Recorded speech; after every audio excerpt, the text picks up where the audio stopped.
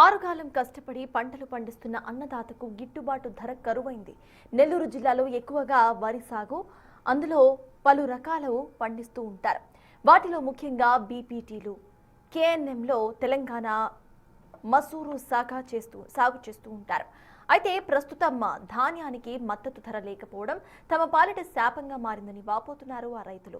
ప్రభుత్వం కొనుగోలు కేంద్రాలు ఏర్పాటు చేసి మద్దతు ధర ప్రకటించినప్పటికీ కూడా ప్రభుత్వ కొనుగోలు కేంద్రాలు షరతులు తట్టుకోలేక మిల్లర్లు, దళారులకు అమ్ముకోవాల్సిన పరిస్థితి వస్తుందని అంటున్నారు. పెట్టిన పెట్టుబడి కూడా రావడం లేదని వాపోతున్నారు. దీనిపై మరింత సమాచారాన్ని మా ప్రతినిధి సురేంద్ర అందిస్తారు. జిల్లాలో వరి కోతలు జోరుగా సాగుతున్నాయి. ఎకరాకి 3 నుంచి 4 పుట్ల ధాన్యం రైతుల చేతికి అందుతుంది. వరి కోతలు ఆరంభ దశలో కేఎన్ఎం, ఆర్ఎస్ఆర్, బీపీటీ రకాలు 22,000 వరకు ధర పలికాయి. అయితే ఒకసారిగా నెల్లూరు జిల్లా వ్యాప్తంగా వరి కోతలు పుంజుకోవడంతో ఆ కోతలు పుంజుకున్నటువంటి సమయంలో మిల్లర్లు, దళారులంతా కూడా ఏకమయ్యి ఈ యొక్క రేటును కూడా పూర్తిగా తగ్గించేశారు. అయితే దీంతో రైతులైతే ఇబ్బందులు పడుతున్నారు. కొంతమంది ఆ యొక్క నిల్వ కూడా ఉంచుకుంటున్నటువంటి పరిస్థితి. ప్రస్తుతం మనం చూడవచ్చు, ఇక్కడ ఉన్నటువంటి వడ్లన్నీ కూడా రైతులు, చిన్న రైతులు ఇక్కడ స్టాక్ చేసుకొని, రేటు లేక ఇక్కడే స్టాక్ చేసుకొని వాటికి కాపలా ఉంటున్నటువంటి పరిస్థితి ఉంది. ఇదే విధంగా జిల్లా వ్యాప్తంగా కూడా కొనసాగుతూ ఉంది.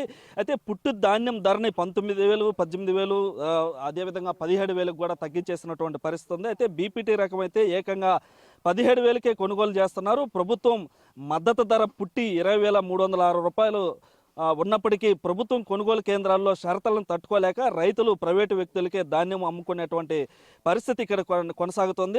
ఇదే అదునుగా ప్రైవేటు వ్యాపారులు ధరలు తగ్గించేయడంతో పెట్టుబడి కూడా రాదని గ్రహించినటువంటి అన్నదాతలు ధాన్యాన్ని అమ్ముకోవడం మానేసి నిల్వ చేసుకునేందుకు కూడా ఏర్పాట్లు చేసుకుంటున్నారు. అయితే వీలైనంత వరకు కూడా ధాన్యం స్టాక్ చేసుకొని ఆ యొక్క రైతులైతే రేటు కోసం అయితే ఎదురు చూస్తున్నటువంటి పరిస్థితి ఉంది. అదేవిధంగా దాదాపుగా ఉన్నటువంటి జిల్లాలో ఎక్కువగా వరి సాగు ఎక్కువగా పండిస్తుంటారు కాబట్టి ఈ వరి ధాన్యం మీదే రైతులు ఆధారపడి వారు 6 కాలాల పాటు పండించినటువంటి ఈ వరికి ఒక్కసారిగా రేటు లేకపోవడం తలకే ఈ యొక్క రైతులైతే ఇబ్బందులు పడుతూ ఉన్నటువంటి పరిస్థితి ఇక్కడ ఉంది.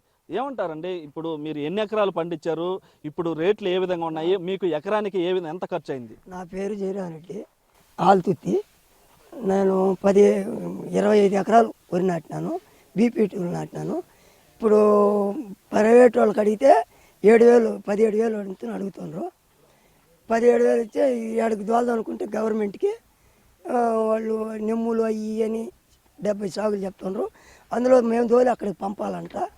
మేము తోలి పంపాలంటే మా వల్ల కాక ఎట్నో వచ్చిన కాడికి వస్తుందని ప్రైవేట్ వాళ్ళకి ఇచ్చాను. ఏం చేసాము మేము, ఏడ పెట్టుకోవాలి యజమానంలో చూడు, మొత్తం ఈ విధంగా ఉన్నాయి. మేమేం చేయాలి చెప్పండి సార్? మీరేమంటారు? మీరు ఎన్ని ఎకరాలు పండించారు సార్? ఇప్పుడు రేటు కూడా ప్రభుత్వం కల్పిస్తుంది, గిట్టుబాటు ధర కల్పిస్తుందని చెప్తుంది. అయితే దళారుల మటుకు రేట్లు తగ్గించేశారని అంటున్నారు. ఇప్పుడు మీరు ఎలాంటి రకం పంట పండించారు, ఏమంటారు? నా పేరు సూర్యాంకయ్య, మాది ఆల్తుర్తి గ్రామం, పొదలకూరు మండలం. నేను 20 ఎకరాలు వరి పెట్టున్నాను. కేఎన్ఎంలు వేసిన, షుగర్ లెస్లు వేసినాను.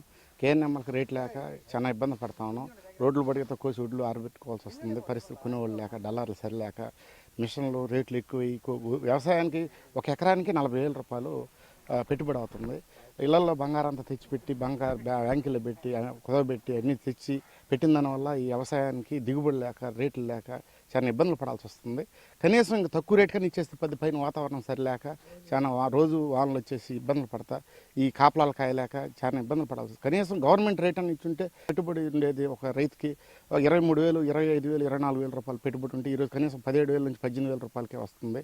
ఈ 40,000 రూపాయలు పెట్టుబడి పోతే కనీసం లీజు చేసుకున్నాడు కౌలు రైతుకైతే అసలు రూపాయి కూడా రావడం లేదు. కనీసం ఇళ్లలో భార్యలు బిడ్డలు అంతా ఆశపడి ఎంతో ఇబ్బందులు పడుతున్నారు. ఇట్లాంటి ప్రభుత్వం దయచేసి మంచి రేట్లు ఇవ్వాల్సిందిగా మరి కోరుతున్నాం. అయితే 6 కాలాల పాటు ఈ వరిని పండించి ఇప్పుడు చేతికొచ్చినటువంటి క్రమంలో ఆ వరి పంటని అమ్ముకునే దానికి గిట్టుబాటు ధర లేక రైతులైతే నానా ఇబ్బందులు పడుతున్నారు.